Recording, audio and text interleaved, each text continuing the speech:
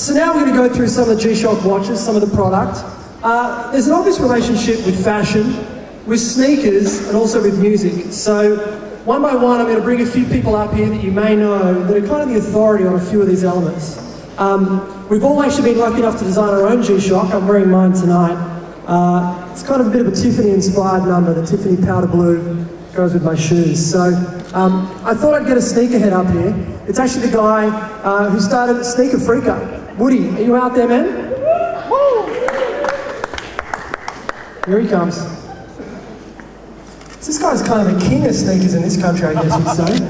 The Dawn. How are you, man? I'm the king of sneakers. Welcome. So, I mean, there's an obvious relationship with G-Shock watches and sneakers from way back when. Talk to me about that relationship and why do you love G-Shock? Well, I think the relationship is obviously, in a fashion sense, in that shoes can match the hat or shoes can match the watch.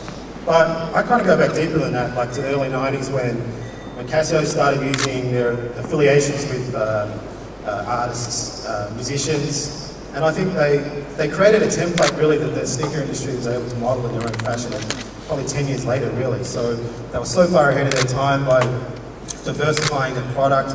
I mean, they just relentless product development.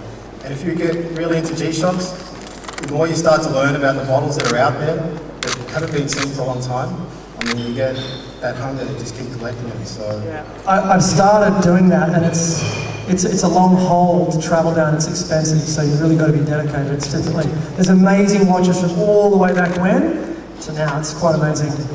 So I know you develop your own sneakers. I've actually got a pair. When are you going to put a G-Shock watch in a sneaker? In a sneaker? Yeah. Adidas has a shoe called the Micropens that has a watch in it, but I don't think it's quite up to G-Shock standards. Yeah, I mean, that would be an indestructible shoe, I guess. It would be, you could kick someone's ass. So, now I know you haven't designed your watch yet, but what are you going to do with the design? Because I know you're about to design a G-Shock watch. Well, we're working on some things right now. It's interesting, every time you create a shoe or a watch, you have to work within the framework that you've been given. And in the case of the footwear projects that we've done, we've been able to use interesting materials, like these ones I'm wearing are made from kangaroo leather. The pair that you have is made from shark skin. Absolutely, great white, I believe. No? Yeah. Not a great white, they're protected. I tell great white to everybody, that's like my dine out story. Not true? Don't stop.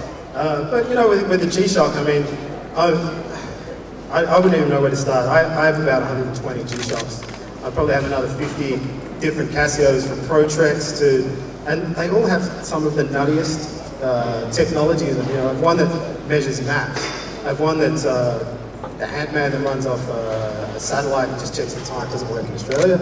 But that's just amazing how much thought goes into what you can pack inside this tiny little package.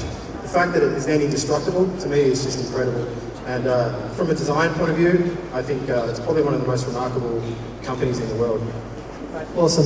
Thank you, Woody. Appreciate your time. Thanks, John. Thanks, mate. We spoke about music earlier, so I want to get DJ Mafia up here just to talk about music. She's obviously a fantastic DJ, but she's now become a G-Shock addict.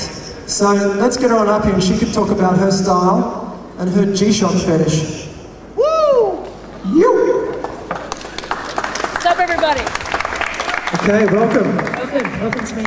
So, I know you're way into G-Shock now. Talk about your obsession and why you love it. I'm going to take the mic, because I'm hosting now. No. It's one brand that I've worn since I was 15 years old. I'm pushing 36 now. So it's one brand that's stuck with me pretty much all through my teenage years, to my 20s, to my 30s. I like it chunky, I like it colourful, and it needs to be tough because I'm one of the clumsiest people that I've ever met and that you'll probably ever met. I'll be up in the decks later and you'll probably see me stack it a few times, so yeah. So, I mean, there's lots of hip-hop influence around this brand. I know you're a hip-hop DJ, we've spoken MCs and we definitely can relate. What do you think it is about the shape and the styling that works within hip-hop culture? I think... You can take it. All right. I think it was one brand that came out that really hit a chord with the urban scene because it was so out there, it was so loud, it was so bold. And for this culture, the hip-hop culture, we're not about being shy. We're not about hiding away. We're about expressing ourselves through lyrics, through the way we dress, through the way we walk, our personalities, and I think that the watch really reflected that. And, you know, since I was 15, when I saw it, I was just like, that's me, I have to have it. And, you know, it's an honour to be here tonight, to represent. Nice. Last question. 3 watches. What's that about? Are these like world time or? No, they're all synced. Okay, so I've got the Hayes watch over here, which is actually one of my favourites, the white one. And then the Shock the World Sydney watch. If you're lucky enough to get one, you may get one, I'm not sure. I actually just stole mine. I stole it. No, I didn't. And then we've got the Mafia watch over here, which is in the cabinet over there, which I designed, which was a massive honour for me. Very much into colours and looking bright, although I'm not tonight, but on a standard black watch, completely black with my name in bold colours. I thought it reflected pretty much who I am, and yeah, very honoured to have it. Perfect. Thank you so much.